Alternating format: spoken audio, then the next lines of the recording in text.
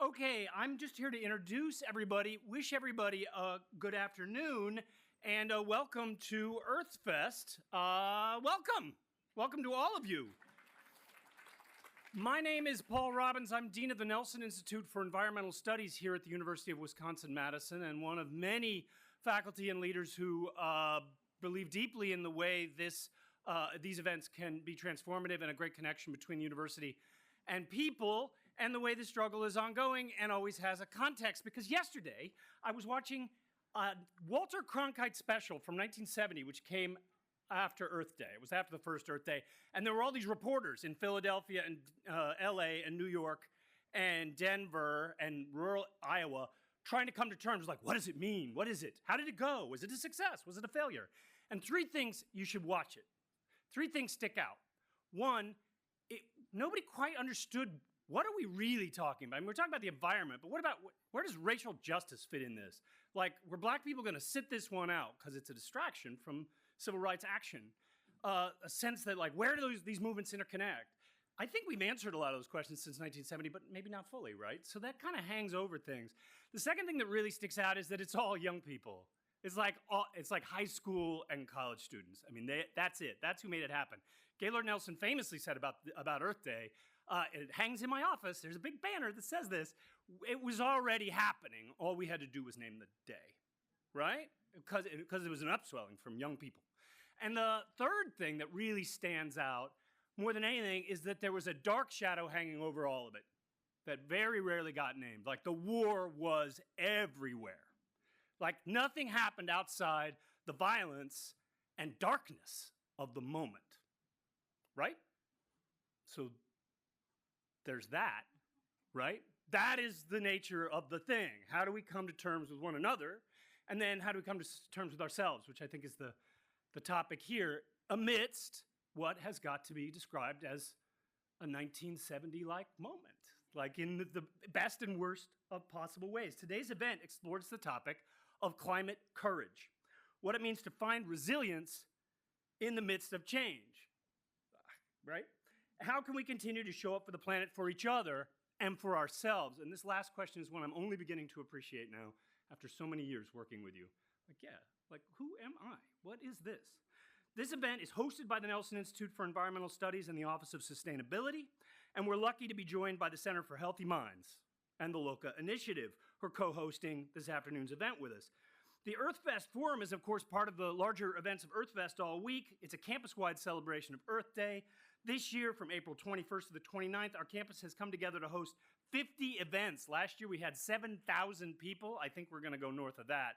That's community members, that's kids, that's students, that's you all participating. You can visit earthfest.wisc.edu to check out the full schedule. It's not on this slide, but just Google EarthFest.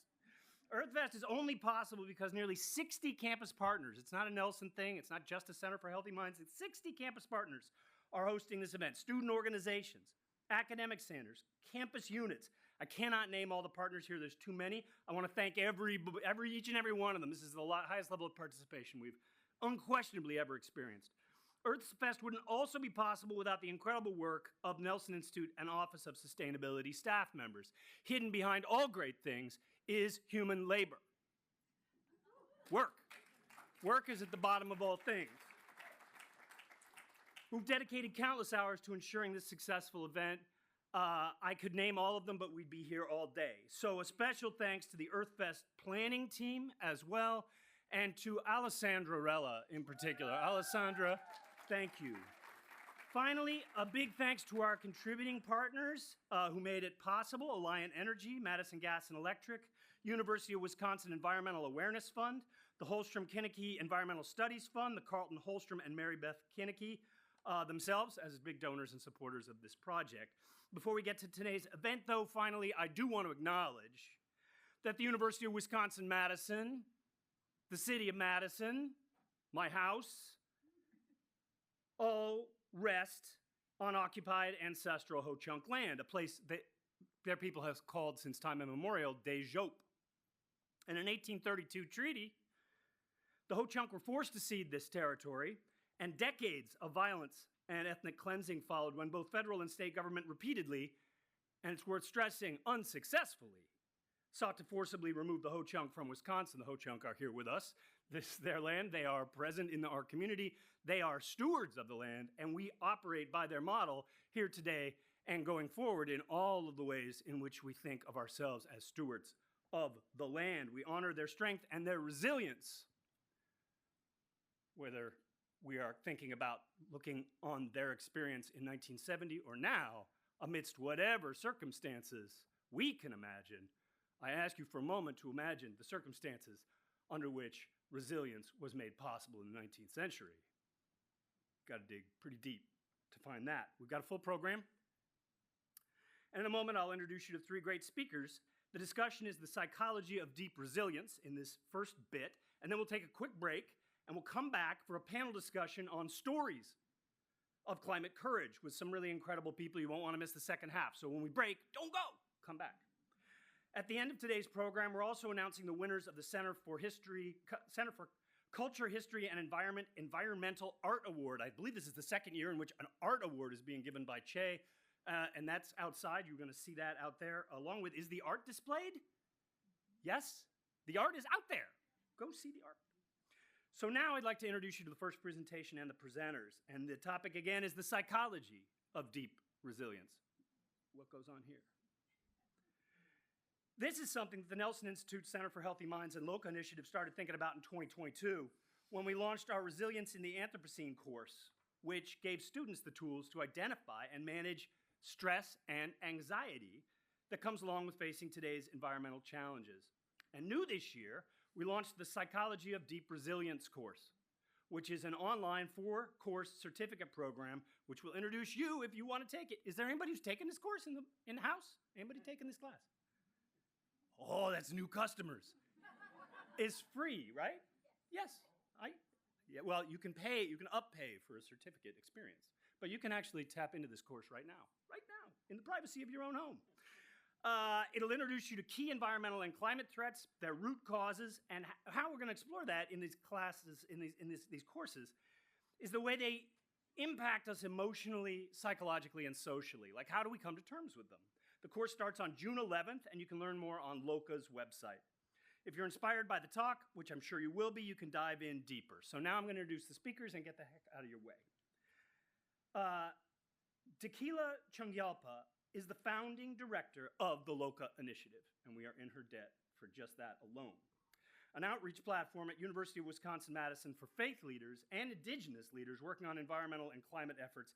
She has 25 plus years of experience in global conservation and climate project design and management, and for the last 10 years, Dekila has worked to integrate inner, community, and planetary resilience as a unified principle and recently published, along with the Loka team, their first paper on Loka's deep resilience framework. How do we think about thinking about this problem in a way that keeps us sane?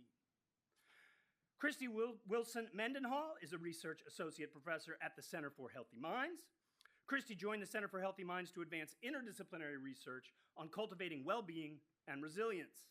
Her research seeks to conceptualize and understand emotional skill sets and how such skills may be cultivated through contemplative practices.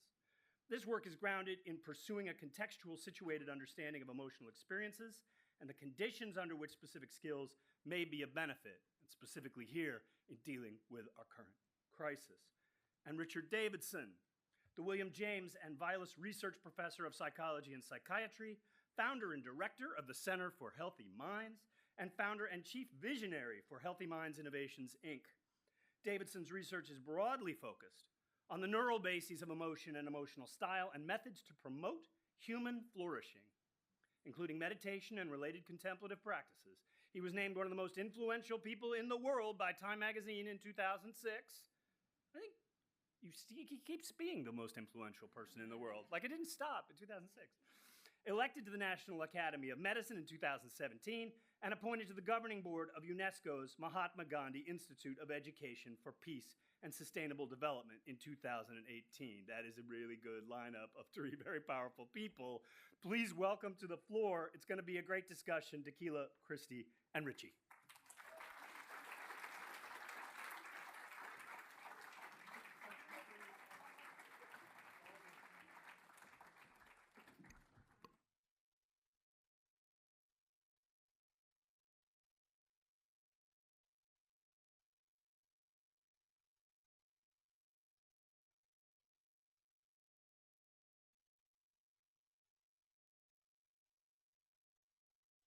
Great. Because I'm going to talk a little bit about how much I hate technology. So it's great. Perfect. You get to see it in live motion. Tashdile, thank you everybody for being here. We're super excited to do this with Nelson and the Center for Healthy Minds, Loka initiative. We've actually been involved from the very beginning. So it's amazing to see this happen in real time and to be able to present some of the work with you. As Paul said, I also need to start by affirming that we are on Ho-Chunk lands. This is Daejeop, sacred to the Ho-Chunk people. And Loka is particularly privileged because we work with Wisconsin tribes, elders, and knowledge holders. One of the projects we're working on with them is a documentary on indigenous resilience in the Great Lakes area. It is going to be here in November. We will be launching it here in Madison, so please stay tuned. And as Paul said, you can find more on our website. And that allows me to talk about my ancestral lands. This is Mount Kanchenjunga in Sikkim in the eastern Himalayas. How many people have heard of Kanchenjunga? So nobody's hands raised, in case you're wondering. There's a reason why. It's the third tallest peak on the planet, but my people, the Bhutia, and the indigenous people of Sikkim, the Lepcha, refuse to allow him to be climbed. That is the reason why no one knows who he is, right? And the reason why we refuse to allow him to be climbed is because he is alive to us. He's actually our guardian deity. He has a personality, he has likes and preferences, and he's actually the great big brother to Mount Everest, because Mount Everest was just born yesterday. This guy's been around for over 1 billion years. And so it allows, I wanted to give you a taste of my own personal journey a little bit to explain how I ended up here at UW-Madison. Paul and Richie invited me, as well as Jonathan Patz, who I know is not here today, but the three of them brought me here to Madison. And so this is where my journey begins, in Sikkim. I grew up an environmentalist. I did not know how not to be one. I grew up in what we call pristine wilderness, right? And I had a career that I loved. I came here, studied, did my undergrad and grad degree, went to the field almost immediately, began working for the World Wildlife Fund. In 2005, I was made the field director for WWF US for the Greater Mekong program. This is in Southeast Asia, 6 countries, starting in Tibet, China, and then moving all the way down. And it was kind of that great aha success moment. That's how it was sold to me. Everybody congratulated me all the time for making it, because I was the only woman of color, I was the youngest director, I was also indigenous, right? And actually, in reality, what was happening was that I was experiencing these recurring nightmares. A lot of it was because to do the work, I'd moved to the Mekong region and I lived in Laos. And I worked on 2 major issues with my team and supported my team on. One was climate change, so trying to get these big countries, China, Cambodia, Laos, Vietnam, Myanmar, Thailand, to understand that they had to adapt to climate change at the river basin level. They really had to think of this as a unified approach. And the second issue was trying to just keep the Mekong River free-flowing. So no dams on the main stem, right? Second most biodiverse people in the world. 70 million people depend on it for fish and protein and other things. And the work was really scary. It was really hard, and every day it was a challenge. And every day my bosses would tell me, we're winning the war. And I would look around and be like, well, what are we winning? And so what I didn't know at that time was happening was that I was actually having a kind of, the anxiety was coming from this experience of realizing that what I saw in front of me was the real truth and not what was being told to me, right? So what is that? Cognitive dissonance. We're all experiencing some variation of it today, aren't we? And that meant that I was having these anxiety and sort of these panic attacks. In 2009, I got to read a paper by Glenn Albrecht, and he coined this term solastalgia. What solastalgia really means is grief for the landscape you love.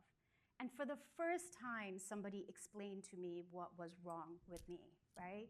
And I turned around and found out that everybody, all my friends, all my peers, all my colleagues were experiencing similar emotions. I feel very lucky because I was born and brought up and raised in Tibetan Buddhism. I had been meditating ever since I could remember. And the principle that held me together was this concept of interdependence, which means that everything is related. And here in Great Lakes, you'll often hear our indigenous friends saying, we are all relatives. It's a very similar concept. So for me, this is what stitched my psyche back together. It's what stitched my mind, my heart, my spirit back into my work as an environmentalist. And I separated from WWF gradually to start working with faith leaders and indigenous leaders around the world, because I really was trying to figure out how do we bring the sacred back into the science. So much of what I felt was causing this anxiety was our kind of push towards technological solutions and a push away from community-based work. So we were literally getting uprooted from what kept us hopeful and connected and peaceful and energized, right? This brings me to how I came to the Loka initiative. I was invited here in 2018. In 2019, we launched Loka together with 60 people, faith leaders, indigenous leaders, Wisconsin tribal elders, academics and scientists here on campus, and community experts from all around the world. And from the very beginning, the conversation that we had brought us to one major point, which is that our vision must be one that integrates inner, community, and planetary resilience. In fact, what we want to say out loud to everybody is that doing each of these things alone has meant we couldn't achieve any of them. We actually have to work on these together. This is our team. They're all spread all over the room, so I don't need, oh, I see Mirtha and Nish. Wave your hands. Some of our folks are spread out. They do most of the amazing work. Our activity streams are really in three groups. So we do a lot of public outreach. We do the capacity building, including the work I mentioned with tribal elders. We also work with evangelical preachers on creation care and climate change. That is actually one of the most hope-giving projects I know of. And then we work with Tibetan Buddhist monastics and other faith leaders around the world. This presentation, today's conversation, is going to really be about the research and resource development we've been doing, Loka and the Center for Healthy Minds and Nelson, on how do we shore up, how do we build the resilience of environmentalists everywhere, of young people everywhere, of BIPOC people, people who are in the front lines of the environmental and climate crisis. So let me take a moment and just say, there are all kinds of terms, right? When people talk about eco-anxiety, it's like, well, that could mean anything and everything.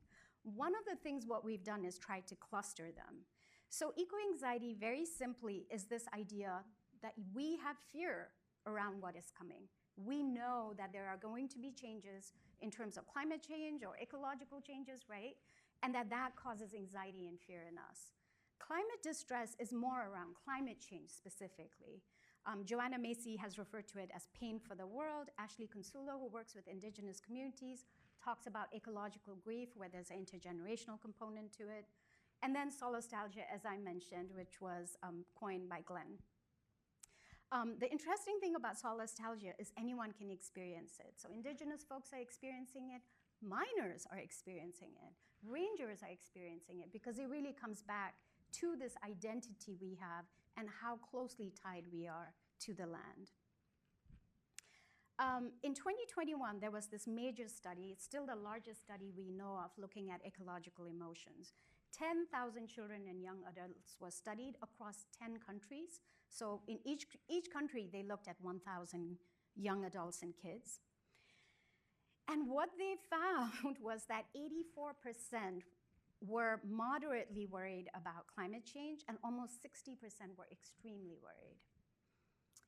And when asked the question, does it affect your life? Now, when we say affect your daily life, it meant things like, are you sleeping? Are you going to school? Are you doing your homework? Do you hang out with your friends? Any of these things. What we discovered is that if you were from the global south, you were actually impacted much, much more than if you were in the global north, right? For obvious reasons, including you know that the global south is less equipped to address climate change. This study, which was run by Carolyn Hickman and other people that we collaborate with, including Susan Clayton and other folks, Panu Pikala and so on, we had this really robust conversation based on that study, and what we decided to do was hold an event. It was online, it was free, like all our events. We held this event, and we basically invited people to come to it, where we would talk about what is happening with inner resilience, community resilience, and planetary resilience. 1,700 people signed up. We were not prepared for that. Now, we knew the topics were really heavy, so one of the things that we did was we offered 3 contemplative practices. So very basic mindfulness practices, so people had a moment to breathe in the middle of all of these scary conversations that we were having online. And the feedback that we got was that the contemplative practices actually benefited people a lot. They kept coming back to it because all of this is available on YouTube. People kept coming back to them, and they were writing to us saying, we actually want more of this. So last year, Loka launched this course program that Paul mentioned. Richie, Paul, and I are instructors for this course. It's the Psychology of Deep Resilience. As Paul said, there are 4 classes in it. And we basically go through in sequence, starting with the individual, talking about what's happening with our planet, understanding root causes, looking at systems change, looking at the emotional resilience for us, right? How do we build it? What is the psychology of it? And then we land on the most important part, which is we cannot do it alone. We must be in community. The things that we emphasize through this course program, first and foremost, is this concept of proximity to suffering. So basically, it is that some of us are way closer to suffering than others because of what's happened to us in our lives, what's happened in our history, right? As an Indigenous person, I'm carrying intergenerational trauma of my people, right? And so what does that mean in terms of having this sort of, having the buffer that we need around emotions like anxiety and distress around environmental and climate issues? So really making sure that we approach this work through a justice lens. The second is this concept of emotional granularity. I love this concept. The easiest way it was described to me at CHM, because obviously environmental science, half the time I have to be like, please explain what you mean to the neuroscientists. But the way it was described to me is you walk into a therapist's office, and if you can say to the therapist, I am experiencing guilt and discomfort and some rage and some, hope, you are way more likely to benefit from that therapy than if you walk in and say, I'm upset, right? So granularity really means that ability to hone down and talk about our emotions, specific emotions. The best part is it's a skill that can be cultivated. The more we're able to stop and say, what am I feeling right now? What is this emotion? The better our granularity becomes over time. So for us, our courses really emphasize that we can learn to be emotionally granular, and that there are pathways to inner resilience. And in our case, we are really drawing from all the wisdom traditions of the world. So to give you an idea, I don't expect anyone to read this. To give you an idea of the contemplative practices we're offering, there are 15 contemplative practices. So we have Buddhism, mindfulness, right? We have indigenous land-based healing. We have nature immersion, wilderness immersion. We have somatics, which is movement. We have Christian prayer. And so it really is drawing from different traditions to bring the best so that we can apply these contemplative practices to do what? To become more emotionally granular. So to basically use these practices to look at our emotions and find comfort, find acceptance of the emotions, and actually build on our resilience. The other thing about these courses that is really important for me personally is that our emphasis is not just on distress reduction.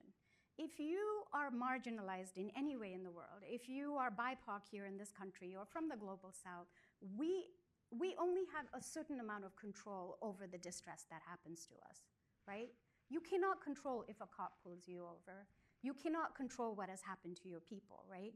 And so it's really important that we not just focus on distress reduction as our method to well-being. For us, increasing positive emotions is key. And this is why you'll hear me and Loka, a lot of our programming is around joy and communal joy in particular.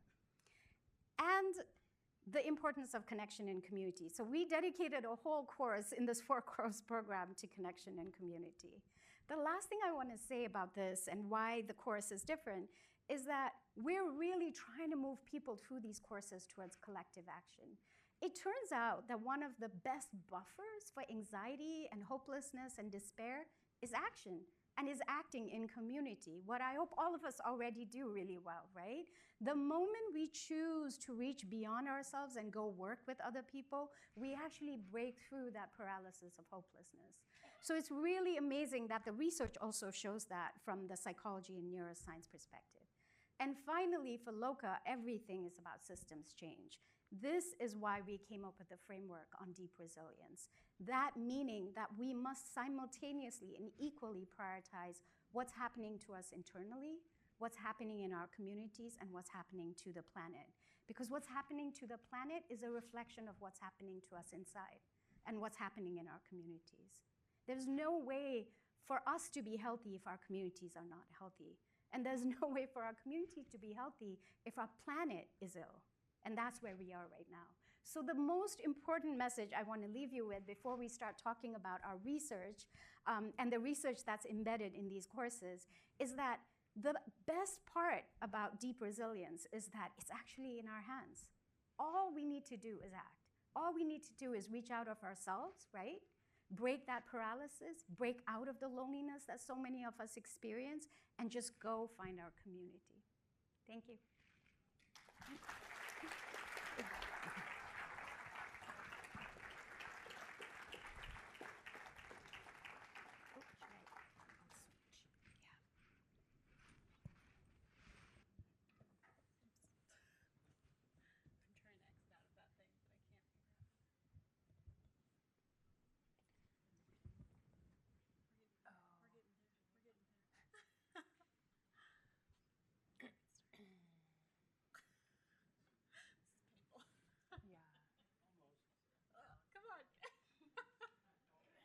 Oh my gosh, guys.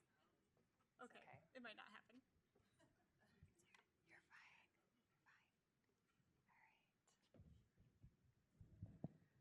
All right. All right. Hi, everybody. Thanks, Dekila, for starting us off. And it's really meaningful to be here with all of you today. I'm going to pick up where Dekila left off and share some initial findings and insights from the program evaluation we've been doing on the Psychology of Deep Resilience course program. And I want to start by highlighting this amazing group of people, which you've already seen once, who've been working on this and also contributed to this presentation. And I'm also just so grateful for Dekila's leadership and support in the support of the broader Loka team. It's just truly amazing to be able to do this kind of interdisciplinary team science.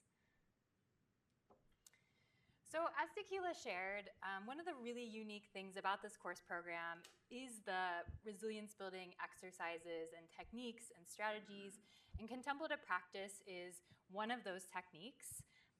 Contemplative practices share an emphasis on self-awareness, self-regulation, and/or self-inquiry to enact a process of psychological transformation.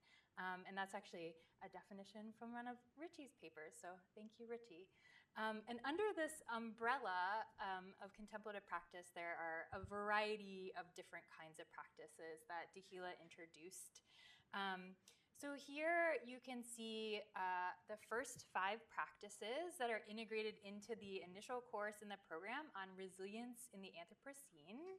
So you can see the course module in which the practice is embedded, the general domain of the practice. I think I might have a, let's see.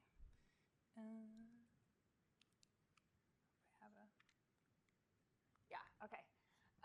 The course module in which it's embedded, the general domain of the practice, the title of the specific practice, and who is offering that practice. So just out of curiosity, how many of you have ever tried mindfulness meditation? All right, a lot of people. What about loving kindness practices?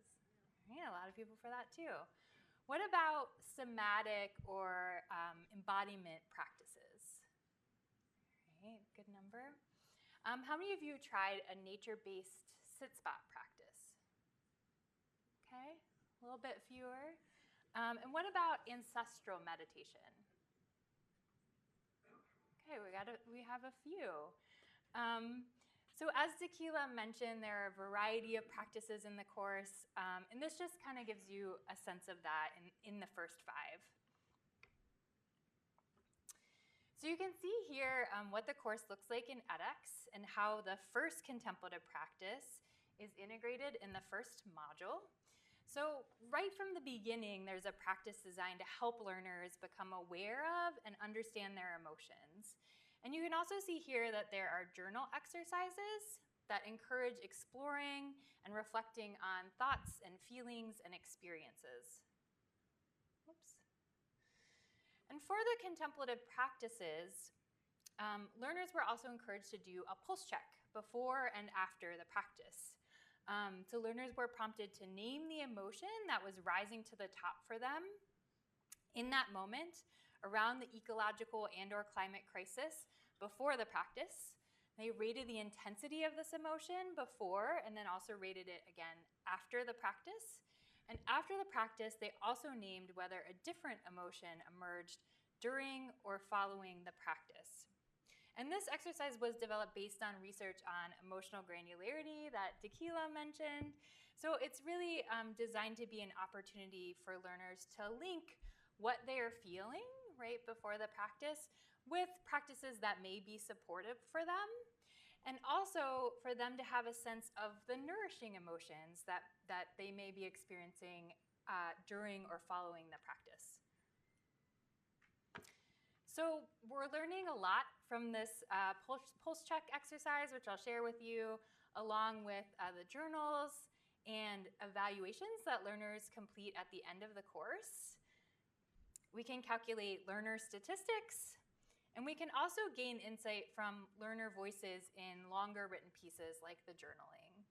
And weaving together these types of information is what we call a mixed methods approach, integrating quantitative and qualitative data to really have a comprehensive understanding of learners' journeys in the course. So we anticipated that many learners would come into the course experiencing discomfort and distress, right? And looking for tools and resources to build resilience. And that's what you can see here in this word cloud of emotions that learners reported before the first contemplative practice in the course. So here, the bigger the words, the more frequently that particular emotion was named by learners. So you can see that anxiety, fear, sadness, despair, frustration are most prevalent. And this is really consistent with the large-scale survey data that Dekila showed earlier. And I want to just take a moment here to say that these emotions are valid, that they're meaningful, and that they're important. They have something to tell us about the threats that climate change pose, about the many losses that have already come, and about the injustice of it all. And this first practice offered by Prentice Hemphill is really about not turning away from these feelings, not ignoring or suppressing them. Instead, opening up space for them, and especially in this practice for grief and loss. As Prentice says, becoming able to face what is. And what we're seeing is that by allowing and being with what is, there is some easing of the intensity of these emotions, the fear, the anxiety, the sadness, the despair. And this is what this plot shows, the significant decrease in intensity from pre to post practice. And the first journal exercise, which is actually on the experience of the somatic practice, is providing a lot of insight into why intensity seems to be easing and really what unfolded over the course of the practice. So what I'm going to show you are themes that emerge from recurring patterns and ideas in the journals. And so at the start of the practice, at the beginning of the practice, learners were writing about experiencing and realizing that they were really kind of intellectualizing what was going on and having some anxiety and really letting go of that intellectualizing to feel and to feel deeply in the body. As they were sort of guided through the practice and connecting to their bodies and feelings, they started to really experience personal grief and loss, which was emotionally and physically unpleasant.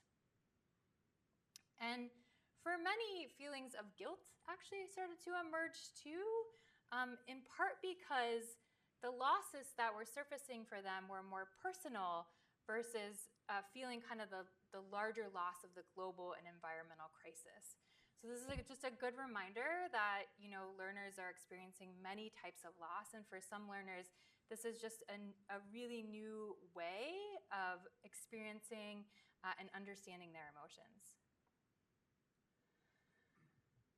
And then they were guided into really leaning into and allowing that grief and loss and guilt if it arose. And in doing that, they started to feel calmer, actually. And this created space for self-compassion, for love, and forgiveness.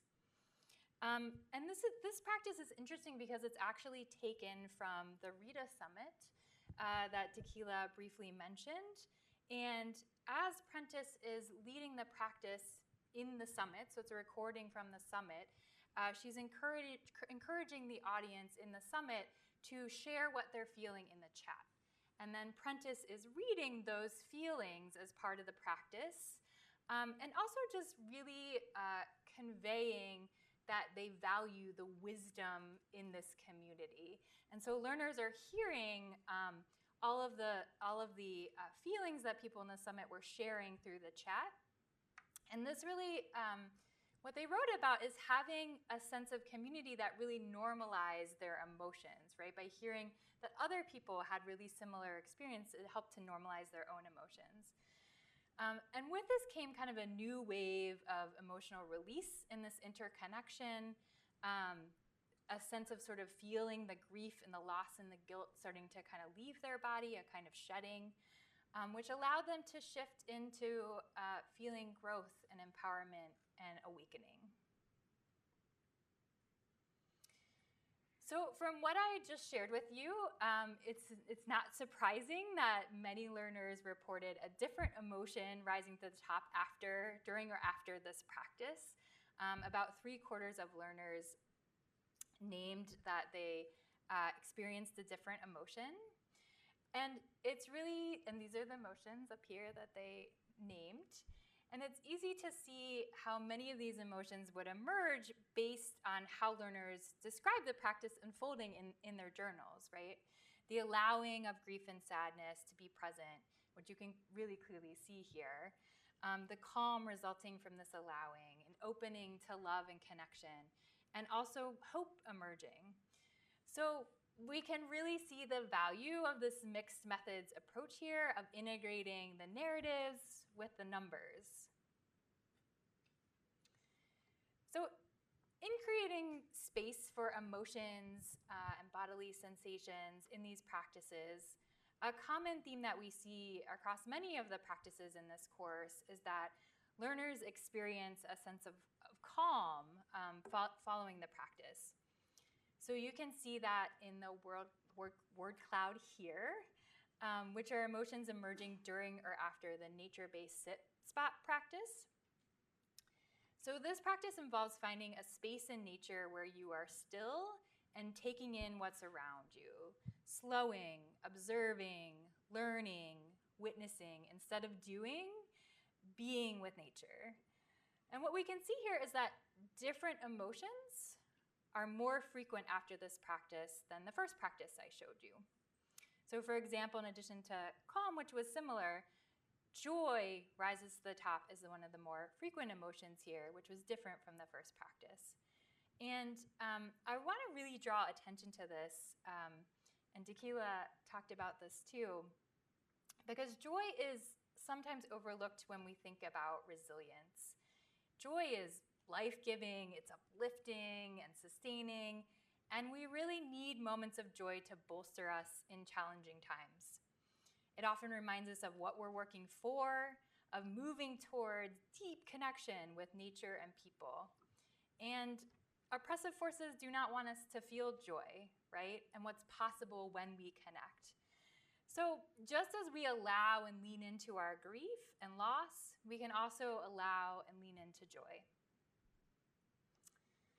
And from the evaluations at the end of the course that learners completed, we see that a subset of learners really appreciated the sit-spot practice and integrated it into their daily life.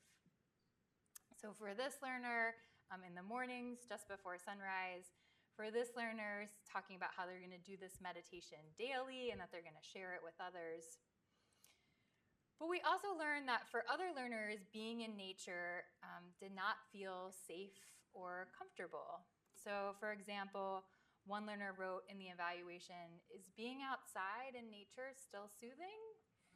And then went on to describe the really hot temperatures where they live. And I want to share this because the purpose of doing program evaluation is to improve the course, right?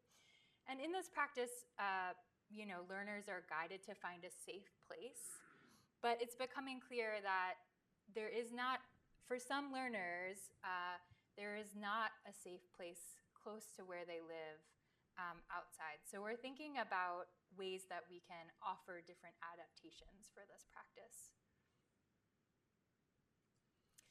And from the course evaluations, we also learned that the practice of naming emotions, so of cultivating emotional granularity, was a helpful technique that some learners are now integrating into their lives.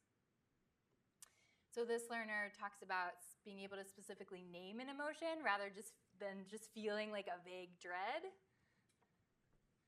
And using it specifically in situations where they know it will provoke emotion. So this learner is talking about how they take the time to really think of words to name their emotions after they read articles or news about the climate crisis.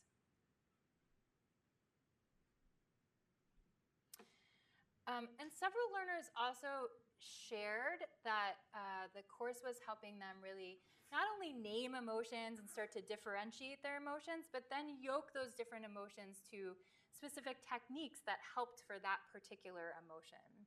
So this learner talks about creating a routine and a bank of rituals to support different climate emotions that arise. And with the naming of emotions that learners are doing in the course, we also discovered a really intriguing pattern as learners progressed in the course. So specifically, we see a shift in the most frequent emotion being named before learners are engaging in the practice in each module. And so we see this shift from anxiety and fear in the first 3 modules to hope in the last 2 modules.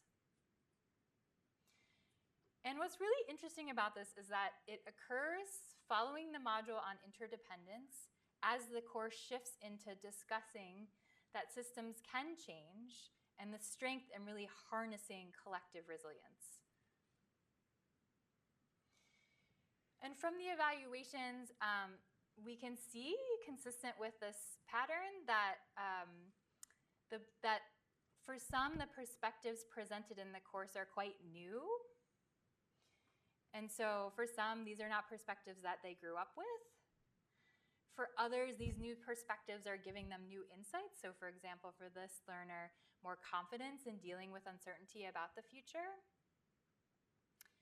And then for some learners, maybe not new, but sort of a deepening.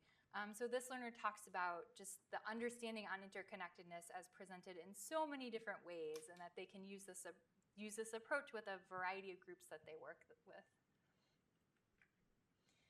And so as I've been presenting these little snippets of what learners have shared in their course evaluations, you may have noticed a theme. And that's that they were mentioning sharing what they've learned and supporting others. We see that a lot in what they're sharing with us. And here are just a few more very specific examples of that, of having meaningful conversations, of serving caregiving and relief groups that they work with, and for one learner teaching their own children. So with the focus throughout the course on interconnectedness and building community, we're seeing different ways in which learners are sharing and engaging with others. And so this initial course, Resilience in the Anthropocene, concludes with the module on envisioning a resilient tomorrow. So I thought I would conclude by sharing with you the same takeaways that learners receive at the end of this course, which is a deeper conviction that we get to choose how we show up as leaders, problem solvers, and caregivers in the systems we are trying to transform. We can harness the power of neuroplasticity and contemplative practices and train our minds to become resilient, to set new habits that help us act according to our core values, and build the resilience of our communities as we do this work. And if you're wondering about that word neuroplasticity, that's what Richie is going to talk about next. And before I shift over to him, I just want to put up the QR code for the actual course that will take you to the website. So if anything I've shared has intrigued you and you're interested in checking it out, that QR code will take you to the course on ethics. And if you do it, please sign up for research. That would be awesome. Great. Shift to the...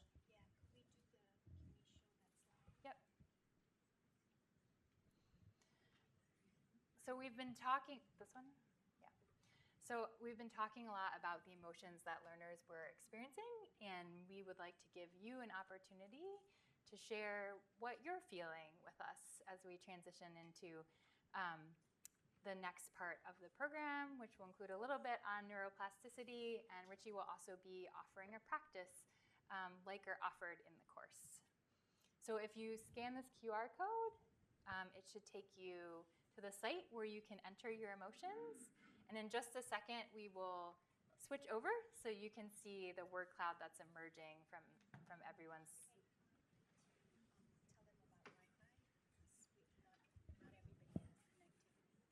Oh, yeah. So I think connectivity can be challenging in this building. And so if you're having trouble getting to the site, there is visitor Wi-Fi. That may be too complicated to do quickly in the moment, but in case you want to try that.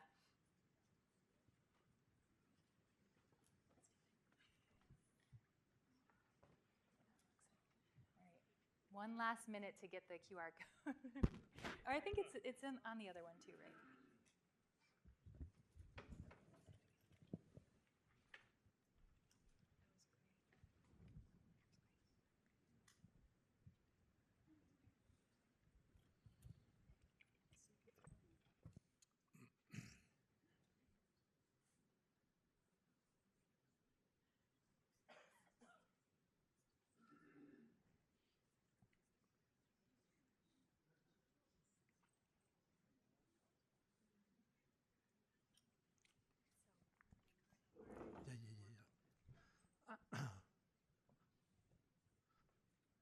Okay. Thank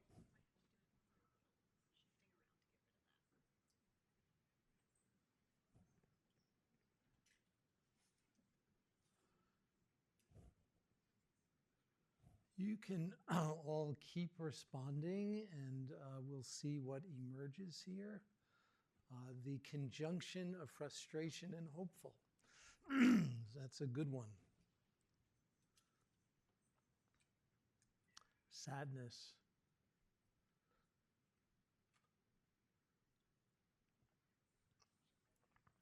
Resignation, heavy on the negative emotions.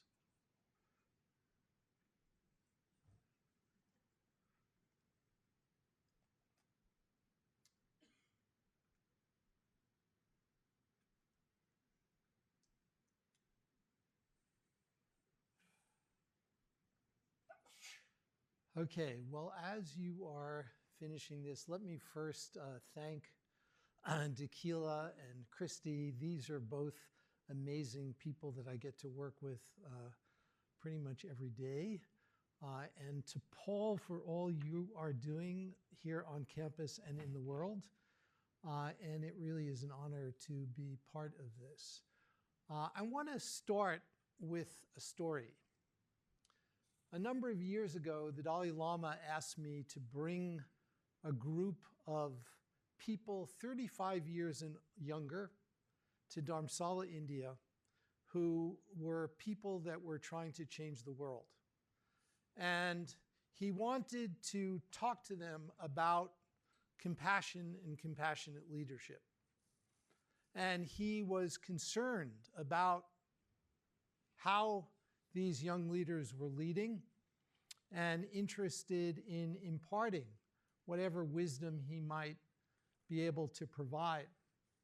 One of these young leaders was Ronan Harrington. Ronan is one of the founders of the Extinction Rebellion, a radical environmental activist group that started, I believe, in Ireland. And Ronan had a very interesting life history and series of challenges. And one of the important exemplars in Ronan's life that is so poignant and relevant to what you just heard is that the emotions that Christy talked about and Dekila talked about are not simply subjective experiences in our mind. These emotions are cellular. They get under the skin and impact our bodies and our health. And Ronan Harrington was falling apart.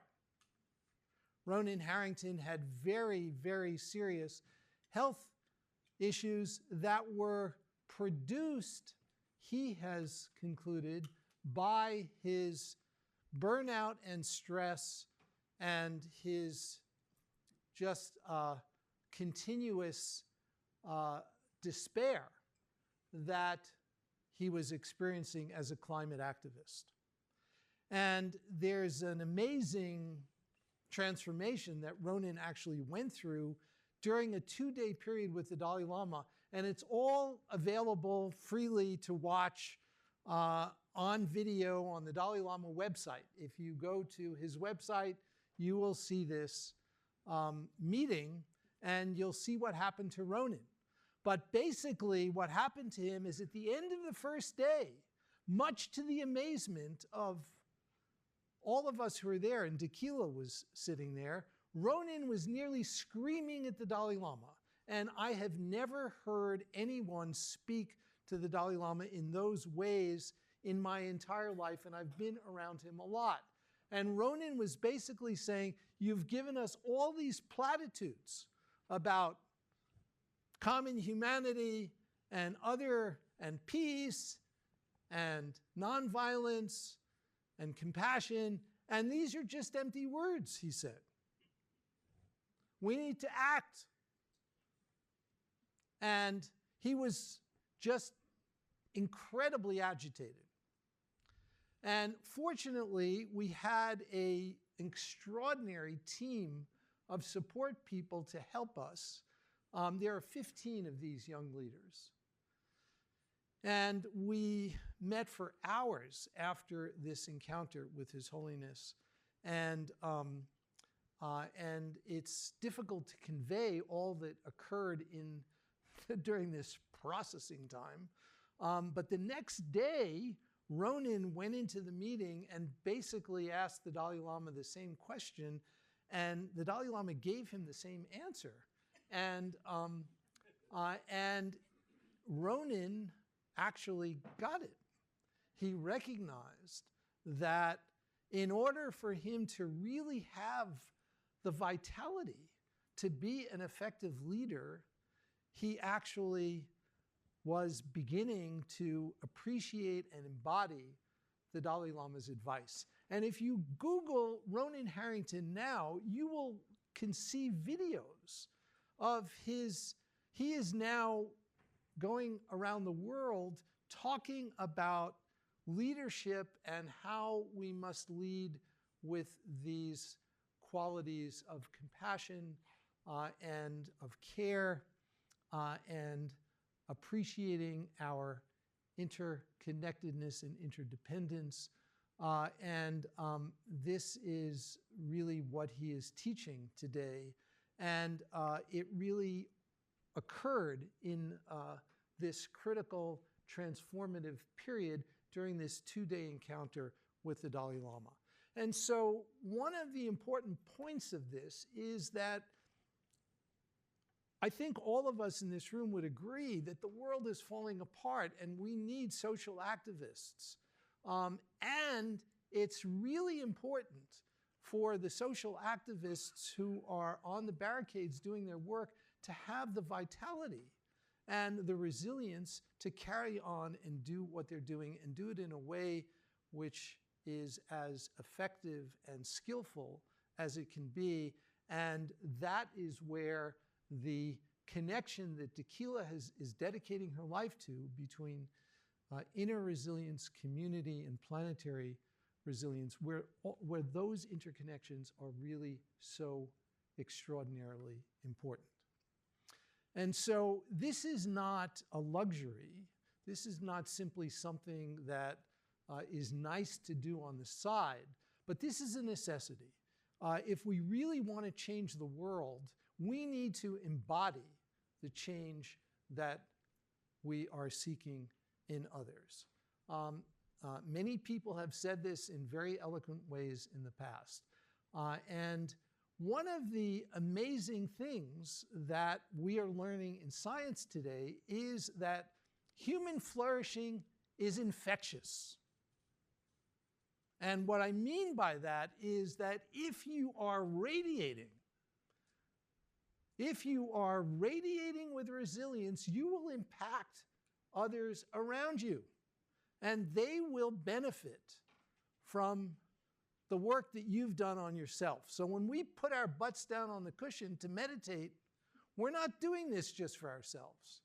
We're actually doing, this is a radical act of compassion to be of the greatest benefit that we can be for others. And in the tradition that Dekila practices, that I practice in, we invoke the intention before we meditate every single time, no matter how short a period, that we're doing this not just for ourselves, but this is actually something to serve others. And that is really such an important message, and that carries with it this quality of acting, because what we're doing is preparing ourselves to act where action is possible, where we can be skillful in acting. And so one of the amazing things that we found early on in our neuroscientific research on compassion is we had these long-term meditators come into the laboratory. They were sitting still and meditating, and they were perfectly still, and they were meditating on compassion, and we saw the motor regions of the brain wildly active, yet they were perfectly still. And we began to wonder, what is this about? And we did a lot of control experiments to rule out these subtle motion artifacts.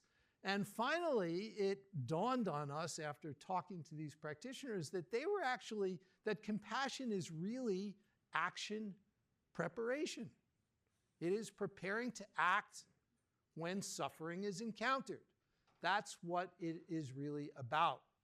And it is therefore not surprising that when we meditate in this way, our motor systems, our action systems in the brain are being primed so that we can act when the opportunity occurs. So I was asked to talk about neuroplasticity. I've sort of alluded to it, but let me just say one or two other things about it. And that is that, firstly, our neuroplasticity has a certain direction in our lives. And there's a new book which I've just finished writing with my dear friend, Dharma brother, and colleague, Cortland Dahl. And the title of the book is Born to Flourish. And we really mean it. That is, we human beings come into the world with a propensity to flourish. That might sound crazy in the world in which we live today, but actually the science is on our side. And I can go up against the most skeptical scientist, and I believe, convince them that the data really do show that human beings come into the world with this propensity. It doesn't mean that we can't learn negative stuff. We obviously do, but the innate propensity is toward flourishing. We come with these skills or these capacities that can be cultivated. And the cultivation of these capacities is dependent on the plasticity of the brain.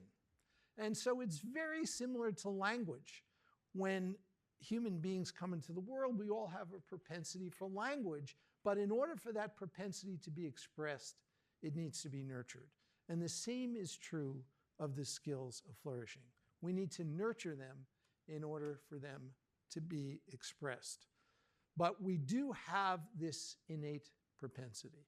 And so when we do these practices to cultivate resilience, to cultivate compassion, to recognize our sense of interdependence, we are not creating these emotions de novo, just out of nothing, but rather we are familiarizing ourselves, familiarizing ourselves with the very nature of our own minds. And so it actually, one of the important themes of the book that Court and I wrote is that it's easier than you think. It really is. It's easier than you think. All of us can learn these skills of flourishing with just a few minutes a day. And let me end before we do a practice together by just reminding us that when humans evolved on this planet, none of us were brushing our teeth. And I'm sure every one of you brushes your teeth every day, if maybe a couple of times, and spends at least 5 minutes-ish a day brushing your teeth. This is not part of our genome. This is something that we've learned to do. And if we can learn to brush our teeth, we can learn to nourish our mind and our heart.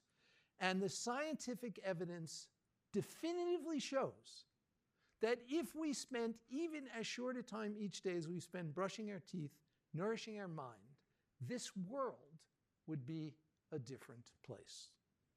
So please join us on this journey, because the very future of humanity and this planet depends upon it.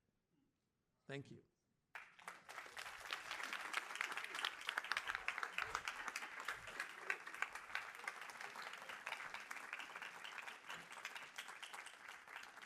So we'll now do a little practice together.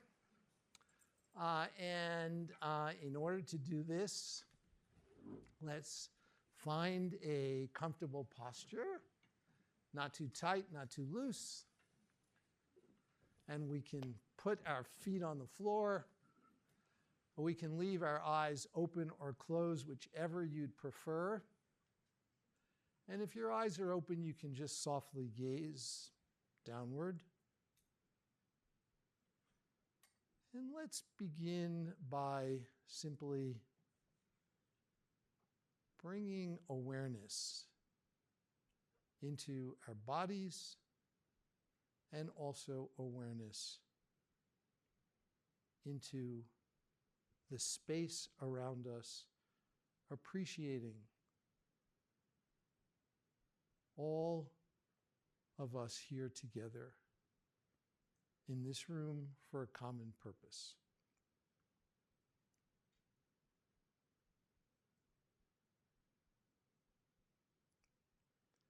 And as we discussed a little bit earlier, let's take a few moments here at the beginning of this practice and see if we can find within ourselves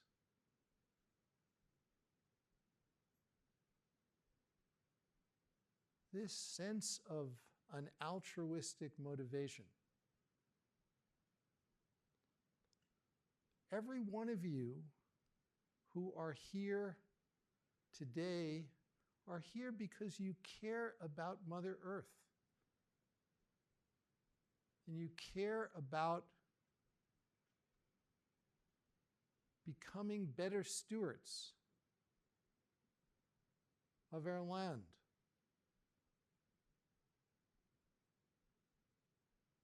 Every one of you is a bodhisattva. You all are here for altruistic reasons.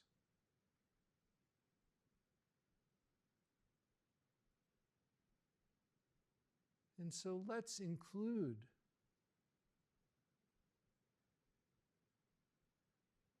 what may seem like something that is self-focused or even self-centered, and appreciate that this is actually something that can be of benefit not only to each of us, but to others with whom we interact.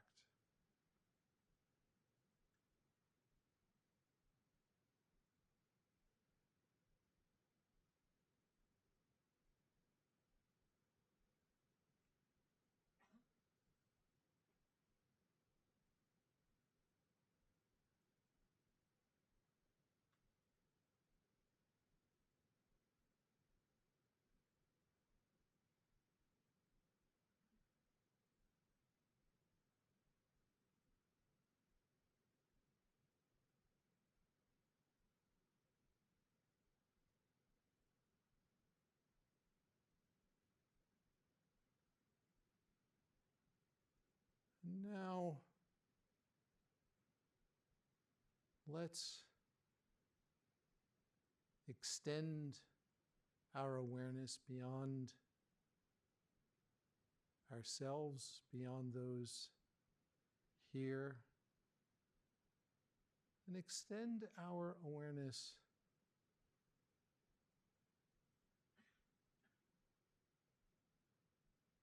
to nature and to a place that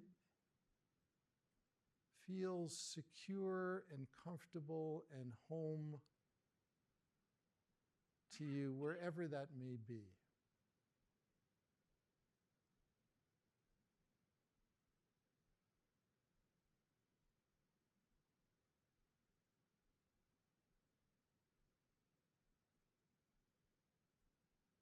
And bring this place into your mind and your heart. Even if this place is very different today than it might have been in your youth.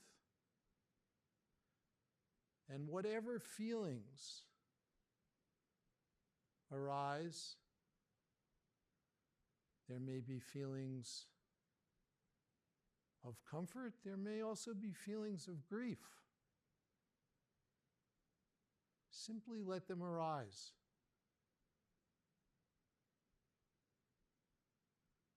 And notice whatever may be bubbling up.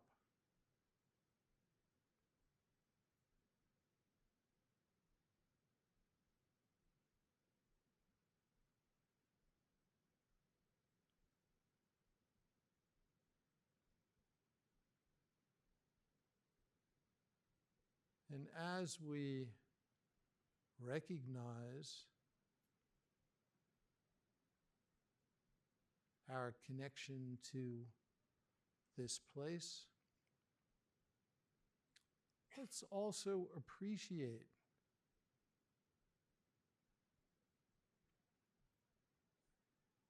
our connection to place in general. Let's also appreciate our interdependence.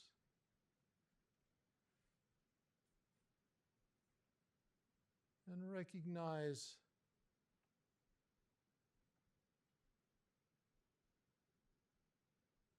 that who we are and the actions we take are products of and ripple through this extraordinary web of interconnection.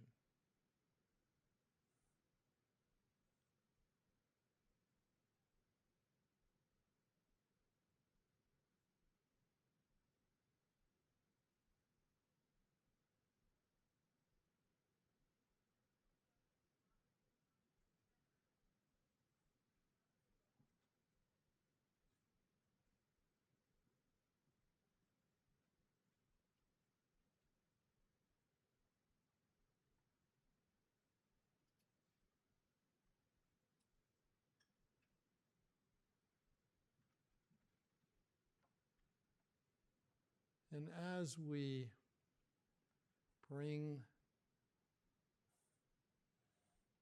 this space into our mind and our heart, let's also cultivate a sense of respect, a sense of appreciation, and even love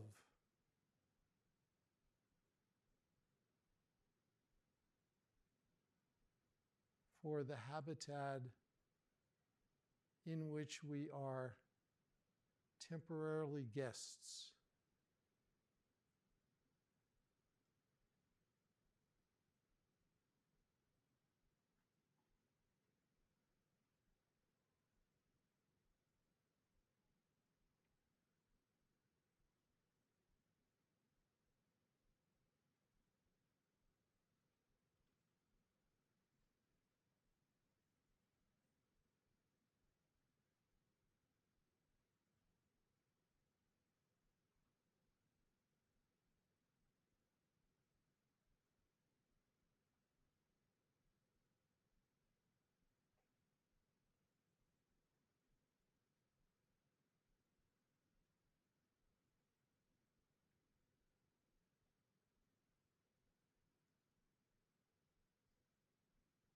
And as we end this very short period of practice together, let's form a collective intention to harness whatever insights, whatever benefit we may have gleaned from our time today, our learning during this extraordinary feast of Earthfest,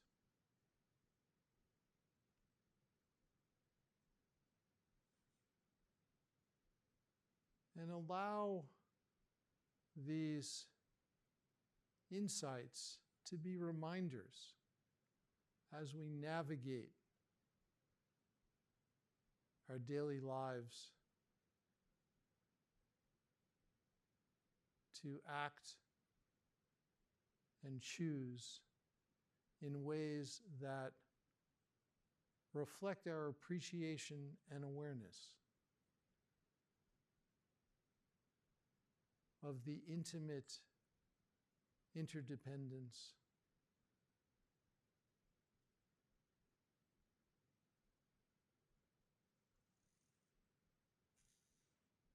that we have with our planet.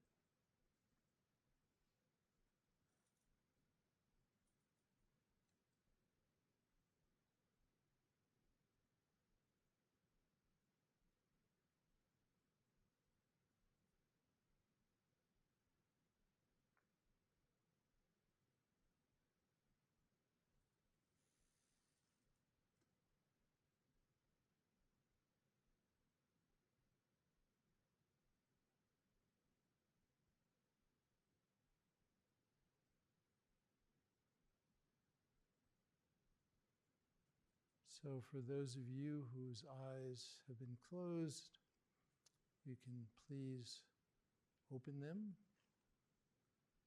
and we can continue with our program. Thank you all so much.